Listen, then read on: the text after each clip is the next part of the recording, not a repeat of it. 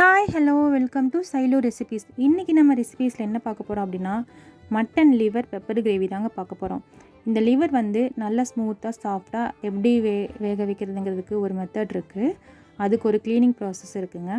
அந்த க்ளீன் பண்ணுறது வந்து எப்படிங்கிறத நான் இப்போ உங்களுக்கு காமிச்சு தரேன். நான் வந்து 1/2 கிலோ அளவிலான மட்டன் லிவர் வாங்கி வச்சுருக்கேன். இதில் வந்து ஈரல், ஹார்ட்டு, நுரையீரல் 3 கலந்த மாதிரி வாங்கி வச்சுருக்கேன். நீங்கள் ஒரு கொலையாக கூட வாங்கிக்கலாம். அதில் வந்து சுவரொட்டி எல்லாமே வரும். அது எல்லாமே ஒட்டுக்கா போட்டுக்கலாம். இதை வந்து இப்போ க்ளீன் பண்ணுறது வந்து எப்படின்னா, இந்த மட்டன் லிவர் மேலே வந்து ஒரு வெள்ளையாக ஆடையாட்ட ஒன்று ஃபார்ம் ஆகிருக்கும். இந்த மாதிரி இதை வந்து ஒரு கார்னரில் பிடிச்சி இழுத்தோம் அப்படின்னா ஒரு பேப்பர் மாதிரி அப்படியே வந்துடும். அதை வந்து எல்லா லிவர்லையும் எடுத்துடணும். இது நீங்கள் முழுசாக வெட்டாமல் வாங்கிட்டு வந்தீங்க அப்படின்னா ரொம்ப ஈஸி எடுக்கிறதுக்கு. அந்த மாதிரி வாங்கி நீங்கள் வீட்டில் கூட கட் பண்ணிக்கலாம். இதை வந்து நான் ஒரு 5-6 வாட்டி நல்லா கழுகி வச்சுருக்கேன். மஞ்சத்தூள் போட்டு கழுகி வச்சுருக்கேன். 5-6 வாட்டி கண்டிப்பாக கழுவணுங்க. நீங்கள் எவ்வளோ வாட்டி கழுவினாலும் ப்ளட்டு வந்த மாதிரியே தான் இருக்கும். அதனால் ஒரு 5-6 வாட்டி மஞ்சத்தூள் போட்டு கழுவிக்கோங்க. நல்லா சுத்தம் பண்ண லிவரை வந்து குக்கரில் நான் போட்டுட்டு இதில் வந்து கொஞ்சம் உப்பு, கல்லுப்பு போட்டுக்கிறேன். கொஞ்சமாக போட்டால் போதும். ஏன்னா நம்ம தாளிக்கும் போது கொஞ்சம் உப்பு சேர்த்துவோம். கொஞ்சமாக கல்லுப்பு போட்டுக்கிறேன். 1/2 ஸ்பூன் மஞ்சத்தூள், 1/2 ஸ்பூன் மிளகாத்தூள், 1/2 ஸ்பூன் பட்டை கிராம்பு பொடி. நான் வந்து எனக்கு கொஞ்சம் இது கிரேவியாக வேணும், ஊற்றி சாப்பிட்ற மாதிரி வேணும். அதனால் நான் ஒரு 1/2 சொம்பு தண்ணி நான் ஊற்றிக்கிறேன். குட்டி சொம்பு தண்ணி தான். 1/2 சொம்பு ஊற்றி நல்லா மிக்ஸ் ஆக்கிட்டு குக்கர் மூடி போட்டு நான் ஒரு 5 விசில் விட்டு எடுத்துக்கிறேன். 5 விசில் போதுமானது தான். ஏன்னா இது வந்து கொஞ்சம் எல்லாம் ஆட்டோட ஈரல் தான். அதனால் சீக்கிரம் வெந்துடும். நம்ம பின்ன அந்த ஆடையும் நம்ம எடுத்துருக்கோம் இல்லையா, அதனால் சீக்கிரம் வந்துடும். இது வேகட்டும். அதுக்குள்ளே ஒரு பொடி ஒன்று ரெடி பண்ணிக்கலாம்.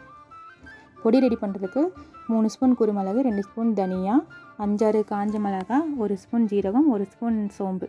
இதை வந்து நம்ம ஒரு கடாய் அடுப்பில் வச்சு கடாய் வந்து நல்லா சூடாகட்டும். நல்லா சூடாகி வரும்போது நம்ம இந்த பொருளெல்லாம் ஒட்டுக்கா போட்டு நல்லா வறுத்து எடுத்துக்கலாம். நல்லா பொன்னிறமாக வறுத்துக்கணும்.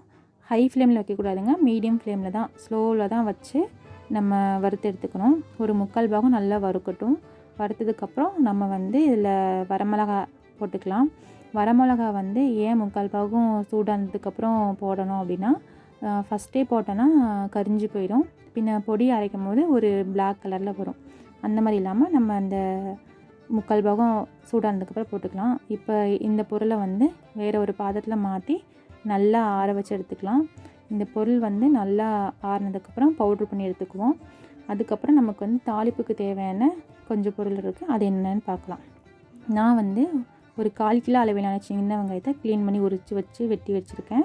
2 துண்டு பட்டை, 1 துண்டு ஏலக்காய், 2 துண்டு கிராம்பு, 3 தக்காளி, 2 கொத்து கருவேப்பிலை, வறுத்து பொடி பண்ண பொடி, ஒரு கைப்பிடி அளவு மல்லி இலை, இஞ்சி பூண்டு பேஸ்ட்டு, வேக வச்சு எடுத்து வச்சுருக்கிற மட்டன் லிவர்.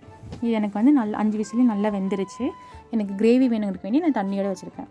ஒரு சட்டி அடுப்பில் வச்சு தேவையான அளவு எண்ணெய் ஊற்றிக்கலாம். நான் வந்து தேங்காய் எண்ணெய் தான் யூஸ் பண்ணிக்கிறேன். தேங்காய் எண்ணெய் வந்து யூஸ் பண்ணோம்னா கொஞ்சம் கிரேவி நல்ல மணமாகவும் சுவையாகவும் இருக்கும். எண்ணெய் காஞ்சதுக்கப்புறம் பட்டை, கிராம்பு, ஏலக்காவை போட்டு பொரிய வைக்கணும். நல்லா பொரிஞ்சதுக்கப்புறம் நம்ம வெட்டி வச்சுருக்க வெங்காயத்தையும் கருவேப்பிலையும் போட்டு நல்லா வதக்கி எடுக்கணும். வெங்காயத்தை வந்து ஸ்லோவில் தான், ஹை ஃப்ளேமில் இல்லாமல் ஸ்லோவில் தான் வச்சு நல்லா வதக்கி எடுக்கணும். பாருங்கள், பொன்னிறமாக மாறிடுச்சு வெங்காயம். இந்த ஸ்டேஜில் வந்து தான் நான் வந்து வெட்டி வச்சுருக்க தக்காளி சேர்த்திக்கிறேன். தக்காளி வந்து நான் வெட்டி தாங்க சேர்த்துருக்கேன். மிக்சியில் அரைச்சி சேர்த்துல. மிக்சியில் அடித்து பண்ணோன்னா கிரேவி வந்து ஒரு மாதிரி கொலங்கிற கன்சிஸ்டன்சியில் வரும். அந்த மாதிரி இல்லாமல் இந்த கிரேவி வந்து நல்லாயிருக்கும். தக்காளி நல்லா வணங்கிடுச்சு, எண்ணெய் பிரிஞ்சு வந்துடுச்சு. இந்த ஸ்டேஜில் வந்து ஜிஞ்சர் கார்லிக் பேஸ்ட்டு நான் ஒரு 2 ஸ்பூன் சேர்த்திக்கிறேன். 2 ஸ்பூன் சேர்த்துட்டு நல்லா பச்சை வாசனை போகிற அளவுக்கு நல்லா வதக்கி எடுக்கணும். நல்லா வதக்கி எடுத்ததுக்கப்புறம் எண்ணெய் பிரிஞ்சு வரும். இந்த எண்ணெய் பிரிஞ்சு வர ஸ்டேஜில் வச்சு நம்ம வந்து வேக வச்சு எடுத்து வச்சுருக்க மட்டன் லிவர் இருக்குது பார்த்திங்களா, அதை வந்து ஆட் பண்ணிக்கலாம். எனக்கு வந்து கிரேவி வேணுங்கிறது பண்ணி நான் தண்ணியோடு ஆட் பண்ணிட்டேன். உங்களுக்குலாம் கிரேவி வேண்டாம், எங்களுக்கு வந்து ட்ரையாக போதும் அப்படின்னா தண்ணியை வந்து ட்ரை ஆக்கிட்டு நீங்கள் உள்ளே சேர்த்திட்டு நல்லா கிளறி விடுங்க. மூடி போட்டு கொஞ்சம் கொதிக்கட்டும். நல்லா கொதித்து வரட்டும். அதுக்கப்புறம் தான் அந்த பவுடர் ஆட் பண்ணுவோம். நல்லா இந்த அளவுக்கு கொதிச்சு வந்துச்சு பாருங்கள். இந்த கொதிச்சு வரலே வந்து இன்னி கொஞ்சம் கூடி லிவர் நல்லா வெந்து கிடைக்கும். நல்லா மாவாட்டம் ஆயிடுச்சு எனக்கு லிவரு. இந்த ஸ்டேஜில் வந்து நான் ஒரு 2 ஸ்பூனு வறுத்து பொடி பண்ணி வச்சுருக்க அந்த பொடியை சேர்த்திக்கிறேன். எனக்கு வந்து 2 ஸ்பூன் போதும். 2 ஸ்பூன்லேயே வந்து தேவையான அளவு காரம் எல்லாமே இருக்குது இதில். ஏன்னா நம்ம வரமிளகா சேர்த்திருக்கோம், குறுமிளகு சேர்த்திருக்கோம், வேக வைக்கும்போது இதுவும் மிளகுத்தூளும் சேர்த்துருக்கோம். அதனால் எனக்கு போதும், எனக்கு எல்லாமே கரெக்டாக இருக்குது. உங்களுக்கு ஏதாவது பத்தலைன்னா நீங்கள் ஆட் பண்ணிக்கோங்க.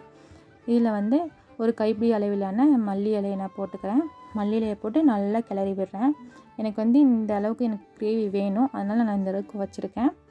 நல்லா கிளறிட்டதுக்கப்புறம் ஃபைனல் டச்சாக வந்து கஸ்தூரி மேத்தி அது போட்டுக்கிறேன். இந்த கஸ்தூரி மேத்தி வந்து அந்த ஸ்மெல்லே வந்து நம்மளை சாப்பிடக்கூடிய சுவையை தூண்டக்கூடிய ஒரு சக்தி அதுக்கு இருக்குது. அந்த ஸ்மெல் ரொம்ப நல்லாயிருக்கும். நீங்கள் எந்த கிரேவி பண்ணாலும் ஃபைனல் டச்சப்பாக கஸ்தூரி மேத்தி போட்டு மூடி வச்சுருங்க. கஸ்தூரி மேத்தி போட்டதுக்கப்புறம் நம்ம கிளறக்கூடாது. மூடி போட்டு மூடி வச்சுட்டு நான் அடுப்பை ஆஃப் பண்ணிக்கிறேன். அடுப்பை ஆஃப் பண்ணிட்டு ஒரு 10 மினிட்ஸ் வெயிட் பண்ணுவோம். அதுக்கப்புறம் நம்ம கிரேவி எப்படி ரெடி இருக்குன்னு பார்க்கலாம். பாருங்கள், கிரேவி செம்மையாக ரெடி ஆயிடுச்சு. எந்த அளவுக்கு ரெடி ஆகிருக்கு பாருங்கள்.